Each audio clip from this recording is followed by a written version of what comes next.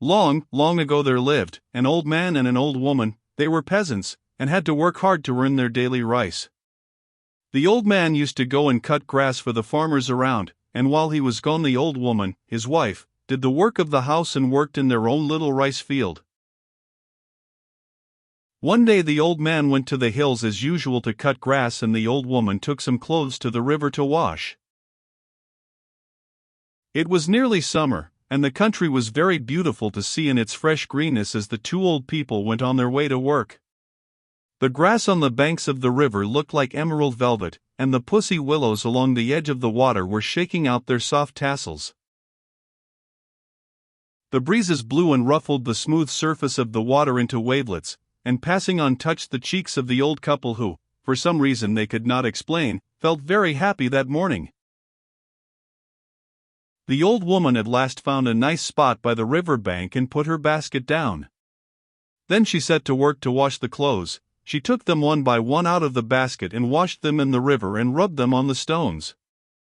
The water was as clear as crystal, and she could see the tiny fish swimming to and fro, and the pebbles at the bottom. As she was busy washing her clothes, a great peach came bumping down the stream. The old woman looked up from her work and saw this large peach. She was 60 years of age, yet in all her life she had never seen such a big peach as this. "How delicious that peach must be," she said to herself. "I must certainly get it and take it home to my old man." She stretched out her arm to try and get it, but it was quite out of her reach. She looked about for a stick, but there was not one to be seen, and if she went to look for one she would lose the peach. Stopping a moment to think what she would do, she remembered an old charm verse.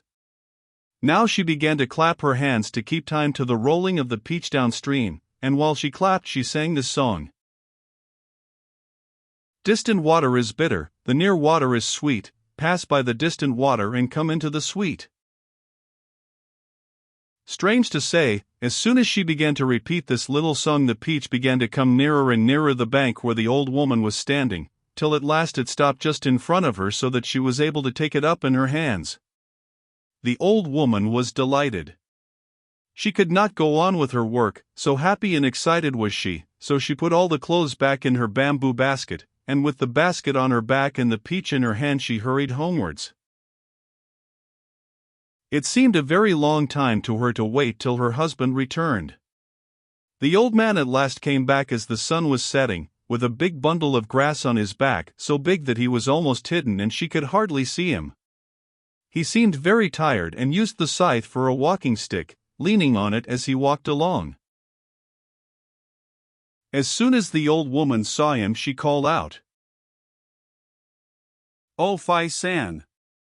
Old man, I have been waiting for you to come home for such a long time today." "What is the matter? Why are you so impatient?" asked the old man, wondering at her unusual eagerness. "Has anything happened while I have been away?" "Oh, no," answered the old woman, "nothing has happened, only I have found a nice present for you." "That is good," said the old man. He then washed his feet in a basin of water and stepped up to the veranda. The old woman now ran into the little room and brought out from the cupboard the big peach. It felt even heavier than before. She held it up to him, saying, "Just look at this. Did you ever see such a large peach in all your life?" When the old man looked at the peach he was greatly astonished and said, "This is indeed the largest peach I have ever seen. Wherever did you buy it?" "I did not buy it," answered the old woman. "I found it in the river where I was washing." And she told him the whole story. "I am very glad that you have found it. Let us eat it now, for I am hungry," said the Ofai-san. He brought out the kitchen knife, and, placing the peach on a board, was about to cut it when, wonderful to tell, the peach split in two of itself and a clear voice said, "Wait a bit, old man," and out stepped a beautiful little child. The old man and his wife were both so astonished at what they saw that they fell to the ground. The child spoke again. "Don't be afraid. I am no demon or fairy. I will tell you the truth. Heaven has had compassion on you. Every day and every night you have lamented that you had no child. Your cry has been heard, and I am sent to be the son of your old age." On hearing this, the old man and his wife were very happy. They had cried night and day for sorrow at having no child to help them in their lonely old age, and now that their prayer was answered, they were so lost with joy that they did not know where to put their hands or their feet. First the old man took the child up in his arms, and then the old woman did the same, and they named him Momotaro, or son of a peach, because he had come out of a peach. The years passed quickly by, and the child grew to be 15 years of age. He was taller and far stronger than any other boys of his own age. He had a handsome face and a heart full of courage, and he was very wise for his years. The old couple's pleasure was very great when they looked at him, for he was just what they thought a hero ought to be like. One day Momotaro came to his foster father and said solemnly, "Father, by a strange chance we have become father and son. Your goodness to me has been higher than the mountain grasses which it was your daily work to cut, and deeper than the river where my mother washes the clothes. I do not know how to thank you enough." "Why," answered the old man, "it is a matter of course that a father should bring up his son.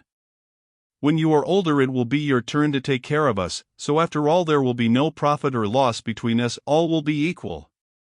Indeed, I am rather surprised that you should thank me in this way," and the old man looked bothered. "I hope you will be patient with me," said Momotaro, "but before I begin to pay back your goodness to me I have a request to make which I hope you will grant me above everything else.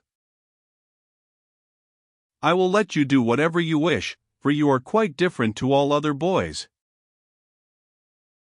"Then let me go away at once." "What do you say?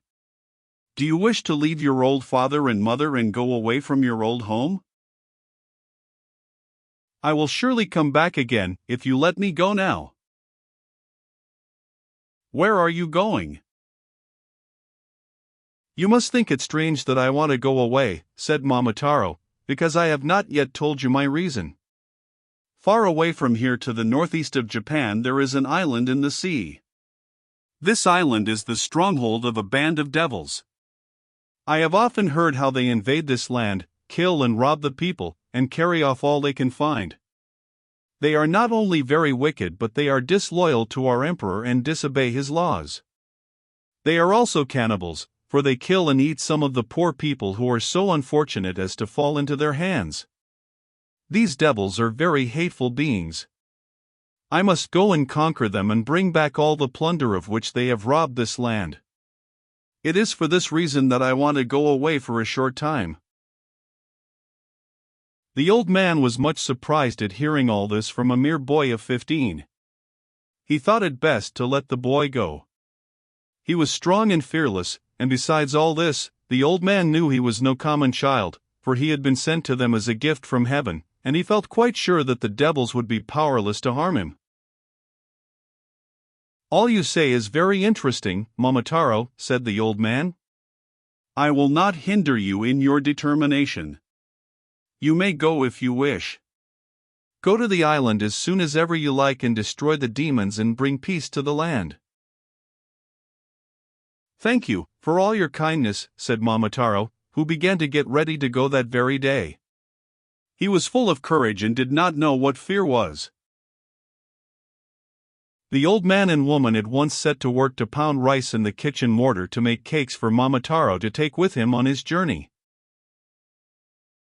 At last the cakes were made and Momotaro was ready to start on his long journey.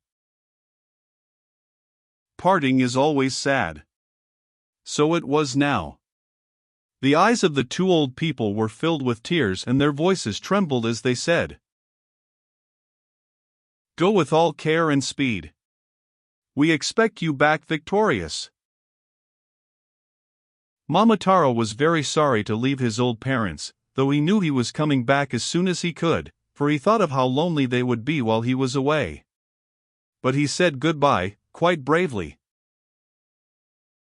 "I am going now. Take good care of yourselves while I am away. Goodbye." And he stepped quickly out of the house. In silence the eyes of Momotaro and his parents met in farewell. Momotaro now hurried on his way till it was midday. He began to feel hungry, so he opened his bag and took out one of the rice cakes and sat down under a tree by the side of the road to eat it. While he was thus having his lunch, a dog almost as large as a colt came running out from the high grass. He made straight for Momotaro, and showing his teeth, said in a fierce way, "You are a rude man to pass my field without asking permission first. If you leave me all the cakes you have in your bag you may go, otherwise I will bite you till I kill you." Momotaro only laughed scornfully. "What is that you are saying? Do you know who I am?" "I am Momotaro, and I am on my way to subdue the devils in their island stronghold in the northeast of Japan. If you try to stop me on my way there I will cut you in two from the head downwards." The dog's manner at once changed. His tail dropped between his legs, and coming near he bowed so low that his forehead touched the ground. "What do I hear? The name of Momotaro? Are you indeed Momotaro? I have often heard of your great strength. Not knowing who you are I have behaved in a very stupid way. Will you please pardon my rudeness? Are you indeed on your way to invade the island of devils? If you will take such a rude fellow with you as one of your followers, I shall be very grateful to you." "I think I can take you with me if you wish to go," said Momotaro. "Thank you," said the dog. "By the way, I am very, very hungry. Will you give me one of the cakes you are carrying?" "This is the best kind of cake there is in Japan," said Momotaro. "I cannot spare you a whole one, I will give you half of one." "Thank you very much," said the dog, taking the piece thrown to him. Then Momotaro got up and the dog followed. For a long time they walked over the hills and through the valleys. As they were going along an animal came down from a tree a little ahead of them. The creature soon came up to Momotaro and said, "Good morning, Momotaro. You are welcome in this part of the country. Will you allow me to go with you?" The dog answered jealously, "Momotaro already has a dog to accompany him. Of what use is a monkey like you in battle? We are on our way to fight the devils. Get away." The dog and the monkey began to quarrel and bite, for these two animals always hate each other. "Now, don't quarrel," said Momotaro, putting himself between them. "Wait a moment, dog. It is not at all dignified for you to have such a creature as that following you," said the dog. "What do you know about it?" asked Momotaro, and pushing aside the dog, he spoke to the monkey. "Who are you?" "I am a monkey living in these hills," replied the monkey. "I heard of your expedition to the island of devils, and I have come to go with you. Nothing will please me more than to follow you." "Do you really wish to go to the island of devils and fight with me?" "Yes, sir," replied the monkey. "I admire your courage," said Momotaro. "Here is a piece of one of my fine rice cakes. Come along." So the monkey joined Momotaro. The dog and the monkey did not get on well together. They were always snapping at each other as they went along, and always wanting to have a fight. This made Momotaro very cross, and at last he sent the dog on ahead with a flag and put the monkey behind with a sword, and he placed himself between them with a war fan, which is made of iron. By and by they came to a large field. Here a bird flew down and alighted on the ground just in front of the little party. It was the most beautiful bird Momotaro had ever seen. On its body were 5 different robes of feathers and its head was covered with a scarlet cap. The dog at once ran at the bird and tried to seize and kill it. But the bird struck out its spurs and flew at the dog's tail, and the fight went hard with both. Momotaro, as he looked on, could not help admiring the bird. It showed so much spirit in the fight. It would certainly make a good fighter. Momotaro went up to the 2 combatants, and holding the dog back, said to the bird, "You rascal! You are hindering my journey. Surrender at once, and I will take you with me. If you don't, I will set this dog to bite your head off." Then the bird surrendered at once, and begged to be taken into Momotaro's company. "I do not know what excuse to offer for quarreling with the dog, your servant, but I did not see you. I am a miserable bird called a pheasant. It is very generous of you to pardon my rudeness and to take me with you. Please allow me to follow you behind the dog and the monkey." "I congratulate you on surrendering so soon," said Momotaro, smiling. "Come and join us in our raid on the devils." "Are you going to take this bird with you also?" asked the dog, interrupting. "Why do you ask such an unnecessary question? Didn't you hear what I said? I take the bird with me because I wish to." "Humph," said the dog. Then Momotaro stood and gave this order. "Now all of you must listen to me. The first thing necessary in an army is harmony. It is a wise saying which says that advantage on earth is better than advantage in heaven. Union amongst ourselves is better than any earthly gain.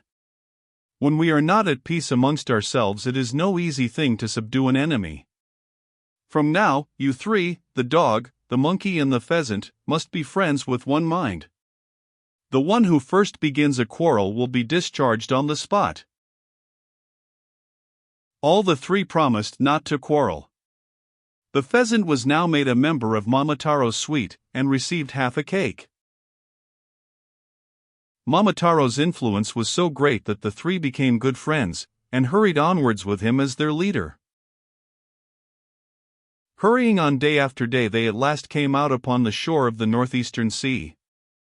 There was nothing to be seen as far as the horizon, not a sign of any island. All that broke the stillness was the rolling of the waves upon the shore.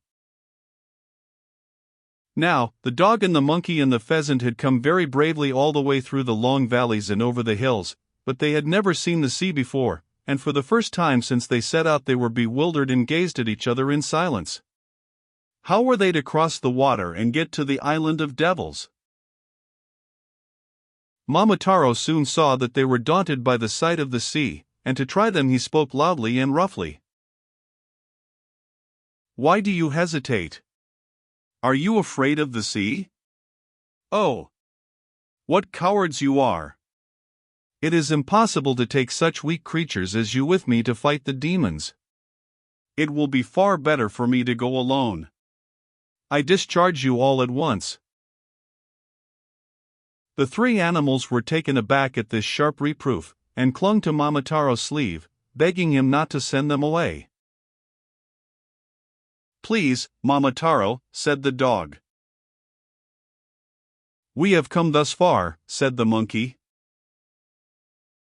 "It is inhuman to leave us here," said the pheasant. "We are not at all afraid of the sea," said the monkey again. "Please do take us with you," said the pheasant. "Do please," said the dog. They had now gained a little courage, so Momotaro said, "Well, then, I will take you with me, but be careful." Momotaro now got a small ship, and they all got on board. The wind and weather were fair, and the ship went like an arrow over the sea. It was the first time they had ever been on the water, and so at first the dog, the monkey, and the pheasant were frightened at the waves and the rolling of the vessel, but by degrees they grew accustomed to the water and were quite happy again. Every day they paced the deck of their little ship, eagerly looking out for the demon's island. When they grew tired of this, they told each other stories of all their exploits of which they were proud, and then played games together, and Momotaro found much to amuse him in listening to the three animals and watching their antics, and in this way he forgot that the way was long and that he was tired of the voyage and of doing nothing. He longed to be at work killing the monsters who had done so much harm in his country. As the wind blew in their favor and they met no storms, the ship made a quick voyage, and one day when the sun was shining brightly a sight of land rewarded the four watchers at the bow. Momotaro knew at once that what they saw was the devil's stronghold. On the top of the precipitous shore, looking out to sea, was a large castle. Now that his enterprise was close at hand, he was deep in thought with his head leaning on his hands, wondering how he should begin the attack. His three followers watched him, waiting for orders.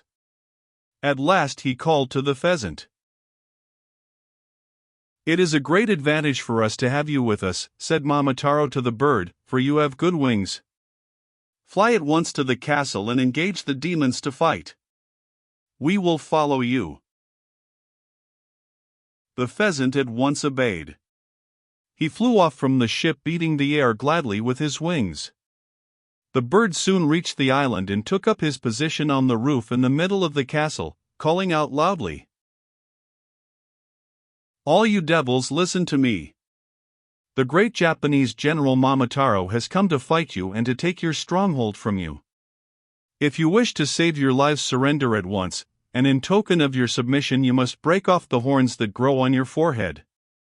If you do not surrender at once, but make up your mind to fight, we, the pheasant, the dog and the monkey, will kill you all by biting and tearing you to death." The horned demons, looking up and only seeing a pheasant, laughed and said, "A wild pheasant, indeed!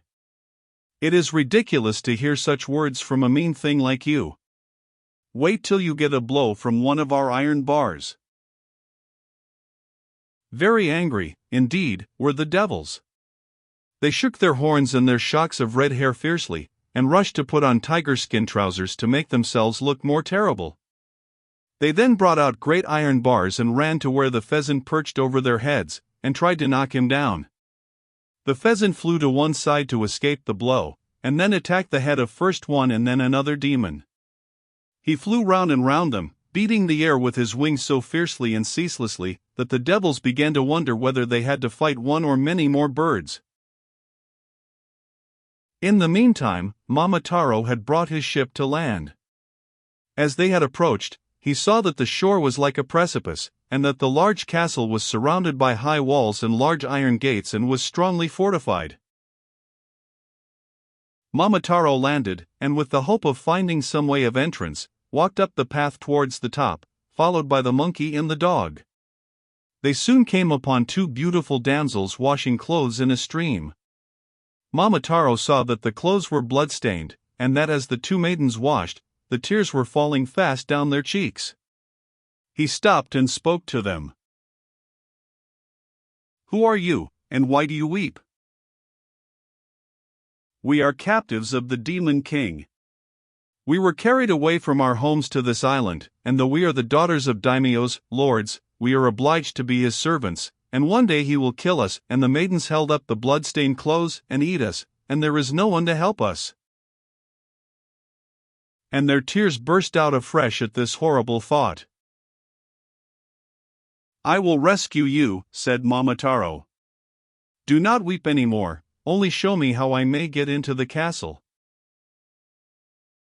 Then the two ladies led the way and showed Momotaro a little back door in the lowest part of the castle wall, so small that Momotaro could hardly crawl in. The pheasant, who was all this time fighting hard, saw Momotaro and his little band rush in at the back. Momotaro's onslaught was so furious that the devils could not stand against him. At first their foe had been a single bird, the pheasant, But now that Momotaro and the dog and the monkey had arrived, they were bewildered, for the four enemies fought like 100, so strong were they. Some of the devils fell off the parapet of the castle and were dashed to pieces on the rocks beneath, others fell into the sea and were drowned, many were beaten to death by the three animals. The chief of the devils at last was the only one left. He made up his mind to surrender, for he knew that his enemy was stronger than mortal man. He came up humbly to Momotaro and threw down his iron bar, and kneeling down at the victor's feet he broke off the horns on his head in token of submission, for they were the sign of his strength and power. "I am afraid of you," he said meekly. "I cannot stand against you. I will give you all the treasure hidden in this castle if you will spare my life." Momotaro laughed. "It is not like you, big devil, to beg for mercy, is it? I cannot spare your wicked life, however much you beg, for you have killed and tortured many people and robbed our country for many years." Then Momotaro tied the devil chief up and gave him into the monkey's charge. Having done this, he went into all the rooms of the castle and set the prisoners free and gathered together all the treasure he found. The dog and the pheasant carried home the plunder, and thus Momotaro returned triumphantly to his home, taking with him the devil chief as a captive. The two poor damsels, daughters of daimyos, and others whom the wicked demon had carried off to be his slaves, were taken safely to their own homes and delivered to their parents. The whole country made a hero of Momotaro on his triumphant return, and rejoiced that the country was now freed from the robber devils who had been a terror of the land for a long time. The old couple's joy was greater than ever, and the treasure Momotaro had brought home with him enabled them to live in peace and plenty to the end of their days.